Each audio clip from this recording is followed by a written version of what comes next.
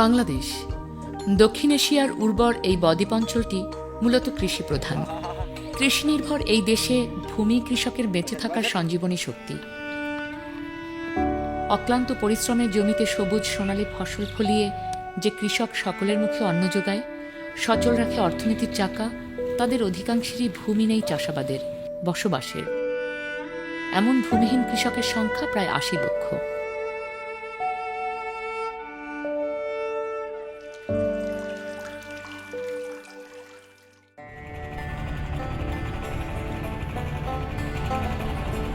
তিস্তা নদীর কোল ঘেঁষে রংপুর, খানিকটা দূরে দিনাজপুর। দুঃখজনক হলেও সত্য, এই এলাকায় ভূমিহীন কৃষকের সংখ্যা অগণিত। নদী ভাঙন এর প্রধানতম কারণ। আবাদযোগ্য জমি এবং ভিটেমাটির সর্বস্ব খুইয়ে তারা অনেকেই এখন ভূমিহীনের দলে। স্বল্প মজুরিতে কাজ করে অন্যের জমিতে, মাথা গোজার ঠাঁইটুকুও জোটে অন্যের দয়ায়। দেশের সামগ্রিক উন্নয়নে কৃষির অবদান অনেক।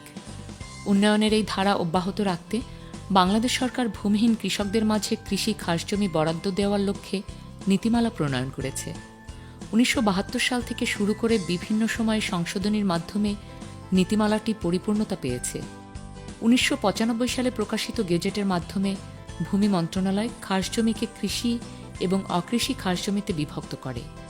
মূলত দেশের সকল মেট্রোপলিটন এলাকা, পৌর এলাকা এবং উপজেলা সদরের আওতাভুক্ত সকল জমি ব্যতীত এর বাইরে কৃষিযোগ্য সকল খাসজমি কৃষি খাসজমি বলে বিবেচিত হয়।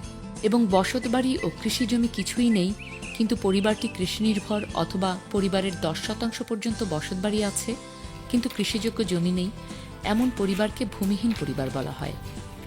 তবে অগ্রাধিকার ভিত্তিতে দুস্থ মুক্তিযোদ্ধা পরিবার, নদীভাঙা পরিবার, সক্ষম পুত্রসহ বিধবা বা স্বামী পরিত্যক্তা নারী, ১০% বসতভিটা আছে কিন্তু কৃষিযোগ্য জমি নেই, অধিগ্রহণের ফলে ভূমিহীন হয়ে পড়া পরিবারগুলো প্রাধান্য পেয়ে থাকে। উপজেলা, জেলা ও জাতীয় কৃষি খাসজমি ব্যবস্থাপনা নির্বাহী কমিটি নির্দিষ্ট প্রক্রিয়ায় ভূমি বন্টনের কাজ করে। আমার আগে যখন জমি ছিল, সংসার খুব ভালো চলছিল। এখন তো জমি নদীতে ভাঙে যায়, আমি তো খুব এখন কষ্টে পড়েছি। এখন সংসার কিভাবে চালাবো? এ সকল প্রান্তিক ভূমিহীন কৃষক অধিকাংশই নিরক্ষর হওয়ার কারণে খাসজমিতে তাদের ন্যায্য অধিকার সম্পর্কে অসচেতন। তাই খাসজমিতে ভূমিহীন কৃষকদের অধিকার প্রতিষ্ঠার জন্য অনেক বেসরকারি প্রতিষ্ঠান সরকারের কাজকে সহায়তা করছে। বাংলাদেশ সরকারের খাসজমি ব্যবস্থাপনা ও বন্দোবস্ত নীতিমালাকে ত্বরান্বিত করার জন্য অন্যান্য বেসরকারি প্রতিষ্ঠানের মতো ইনসিডেন্ট বাংলাদেশ কৃষি সম্পদে জনমানুষের অধিকার প্রতিষ্ঠা প্রকল্পের মাধ্যমে ২০১৩ সাল থেকে কাজ করছে। কৃষি ও কৃষকের জীবনমানের উন্নয়নের লক্ষ্যে কৃষি আদালত, কৃষি জমি সুরক্ষা আইন, কৃষি বীমা প্রচলন, কৃষি রেল প্রচলনের মতো বিষয়কে চিহ্নিত করে নীতি নির্ধারণী কাঠামোতে দুতিয়ালি কাজ এর মধ্যে উল্লেখযোগ্য। খাসজমি বরাদ্দে সরকারি নীতিমালার বিষয়ে ভূমিহীন কৃষকদের সচেতন করে তোলার মাধ্যমে খাসজমি বরাদ্দ পেতে হলে কী প্রক্রিয়ায় আবেদন করতে হবে সে বিষয়ে স্বচ্ছ ধারণা দেওয়ার লক্ষ্যে প্রথমে কাজ শুরু করে ইনসিডেন্ট বাংলাদেশ। এই জায়গাটা তো মানুষের মাটিতে আমরা বসবাস। দিনাজপুর ও রংপুর উপজেলার ৭টি ইউনিয়নের মানুষ এখন তাদের অধিকার বিষয়ে সচেতন। এখানকার প্রায় ২০০ জন ভূমিহীন কৃষক খাসজমি প্রাপ্তির জন্য আবেদন করেছে। তারা এখন সংঘবদ্ধ। প্রহর গুনছে সময়ের। সর্বশান্ত নিঃস্ব এই প্রান্তিক জনগোষ্ঠী চায় আবার উঠে দাঁড়াতে, চায় বপন করতে স্বপ্নের বীজ নিজ ভূমিতেই। আমরা ভূমিহীন, এখন আমাদের থাকার কোনো বাসস্থান নেই। আমরা যেখানে দাঁড়াই আছি সেটাও কিন্তু আমার না, অন্যের। এখন এখান থেকে যে আমরা অন্য কোথাও যাব, এ ধরনের জমিও কিন্তু পাচ্ছি না। তবে আমরা শুনতেছি যে সরকার নাকি ভূমিহীনদের এবং ভূমিহীন কিছু জমি জমা রাখছে, এটা ভূমিহীনদের জন্য। আমরা এখানে প্রায় ২৪৭ ঘর আছি, সবাই মিলে একটা আমাদের মিটিং হলো। সবাই মিলে তখন একটা এই ব্যাপারে ওই সরকারের কাছে একটা আবেদন করলাম। ভূমিহীনের একটা যে কোনো জায়গায় গেলে নিজস্ব সম্পদ হলে সেখানে হয়তো করে মিলে খাইতে পারবো। আমরা ভূমিহীন ব্যক্তি চিহ্নিত করি, সে আসলেই ভূমিহীন কিনে দেন তাকে আমরা নাগরিকত্ব সনদ দেই এবং ভূমিহীন সনদপত্র দেই। যে জায়গার জন্য উনি দরখাস্ত করবেন সেটা তার দখলে আছে কিনা সেটা আমার সংশ্লিষ্ট ওয়ার্ড মেম্বার সেটাকে শনাক্ত করবেন। করার পর আমরা প্রক্রিয়া করে এটা উপজেলায় খাস জমি বন্দোবস্ত কমিটিতে আমরা প্রেরণ করি। খাস জমিতে যদি কেউ বাড়ি করে আসে সেক্ষেত্রে আমরা তাকে ভূমিহীন আমরা ধরি, কারণ তার তো লিগ্যাল ল্যান্ড অ্যাসেট তো নেই। কিছু ভূমিহীন ব্যক্তি বন্দোবস্ত দেওয়ার জন্য আমরা কাগজপত্র প্রেরণ করেছিলাম সুপারিশ সহকারে। যতটুকু জানি প্রায় 50 জনের মতো লোককে আসলে বন্দোবস্ত দেওয়া হয়েছে। সরকারের খাসজমি ব্যবস্থাপনা ও বন্দোবস্ত নীতিমালার আওতায় কোথাও কোথাও সুফল পেতে শুরু করেছে প্রান্তিক কৃষকেরা। ভূমিহীন কৃষক এখন ভূমির মালিক, তার ঘর ভরে উঠছে সোনার ফসলে। এই জমিটা পাওয়ার পরে মনে করেন কিছু লিচু গাছ লাগাইছি, কিছু অংশ মনে করেন সবজির ভিতরে আলু বেগুন এগুলা করতেছি, আর কিছু অংশ ধান করতেছি। এ দিয়ে আমার সংসার বর্তমান খুব ভালো চলে। কিন্তু এখনও এক্ষেত্রে রয়ে গেছে কতিপয় বাধা। এর মধ্যে খাসজমিতে নারীর অধিকার প্রতিষ্ঠা অন্যতম। খাসজমি বিতরণ নীতিতে অগ্রাধিকারের তালিকায় নারীর অবস্থান রয়েছে একেবারে নিচের দিকে। সক্ষম পুত্র সন্তান সহ স্বামী পরিত্যক্তা বা বিধবা নারী শুধু খাসজমি পাওয়ার জন্য আবেদন করতে পারবেন। সক্ষম পুত্র সন্তান না থাকার শর্তটি নিঃসন্দেহে পশ্চাদপদ পিতৃতান্ত্রিক মানসিকতার। দেশের উন্নয়নে নারী ও পুরুষের সমান অংশগ্রহণ যেমন প্রয়োজন, তেমনি সম্পদ প্রাপ্তিতেও উভয়ের সমান অংশীদারিত্ব তাদের অধিকার। আমার ছেলে নাই, স্বামী নাই, নিজের জমি নাই, কি করবো ভাই? স্যার মাটিতে বাড়ি বান্ধিয়ে আছি। নিজের জমি থাকলে ধান গান্য হয়, শাকসবজি আবাদ করতে হয়, সাহায্য করাতে ভালো হবে। এই নীতির পরিবর্তন এখন সময়ের দাবি। এই নীতি পরিবর্তনের মাধ্যমেই কৃষিখাতে কর্মরত ভূমিহীন নারী কৃষকদের জীবন ও জীবিকার নিশ্চয়তা প্রদান যেমন সম্ভব হবে, তেমনি তাদের প্রতি বৈষম্যের বেড়াজালটিও ছিন্ন হবে। তবে কোথাও কোথাও সক্ষম পুত্রবিহীন দরিদ্র নারীরা আবেদনের প্রেক্ষিতে খাসজমি বরাদ্দ পেয়েছেন সংশ্লিষ্ট কর্তৃপক্ষের সদিচ্ছার কারণে।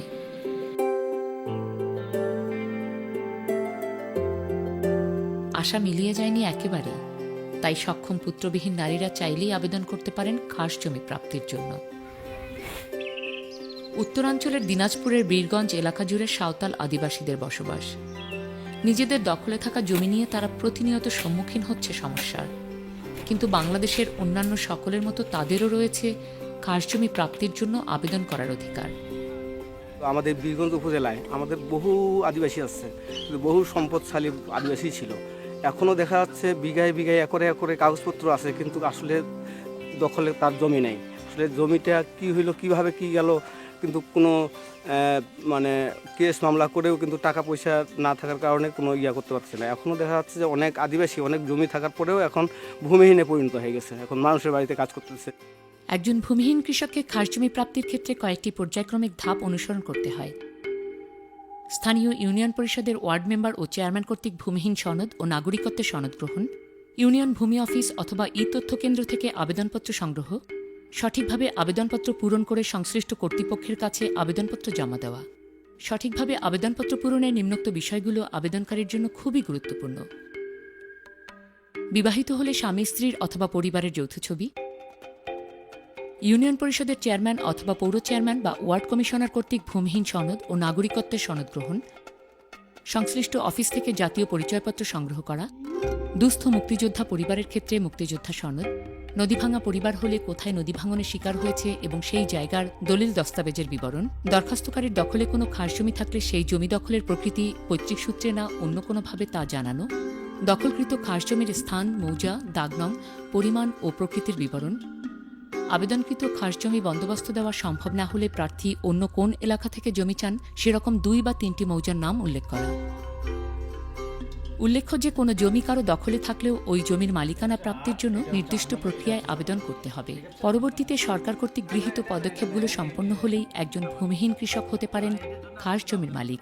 যেমন অগ্রাধিকারের ভিত্তিতে আবেদনপত্র বাছাই, সরজমিনে প্রশাসনিক কর্মকর্তা দ্বারা কৃষকের অবস্থান পর্যবেক্ষণ, কৃষি খাসজমি ব্যবস্থাপনা ও বন্দোবস্ত কমিটির সিদ্ধান্ত গ্রহণ ও জমির দলিল হস্তান্তর। এনসিডেনের কাছে আমরা শুনেছি খাস জমি আবেদন করলে পাওয়া যায়। এখন কোথায় যাইতে হয় এটি আমরা শুনেছি, আমরা এই জায়গায় যাই।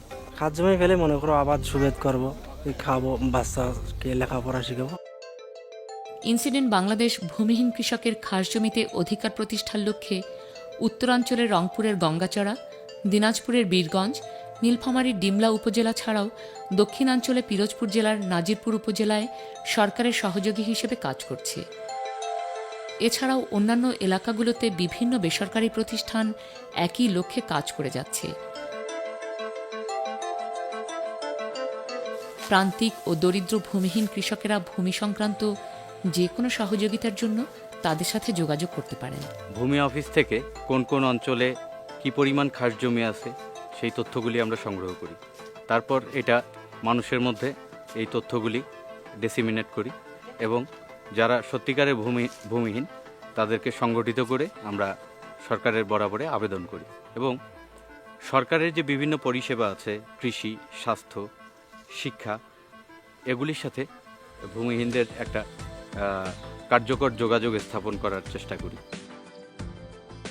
সরকারের খাসজমি ব্যবস্থাপনা ও বন্দোবস্ত নীতিমালার যথাযথ বাস্তবায়ন এবং খাসজমিতে নারী কৃষকদের অধিকার প্রতিষ্ঠায় নীতিমালার সংশোধনের মাধ্যমেই প্রতিষ্ঠিত হবে সম্পদে সবার সম অধিকার। আবেদনকারী সকল কৃষক খাসজমি বরাদ্দ পেলে খাদ্যে স্বয়ংসম্পূর্ণ দেশটি অর্থনৈতিকভাবে সমৃদ্ধ হবে বহুগুণ। সেই দিনের কড়া নাড়ার ধ্বনি এই যেন বেজে ওঠে।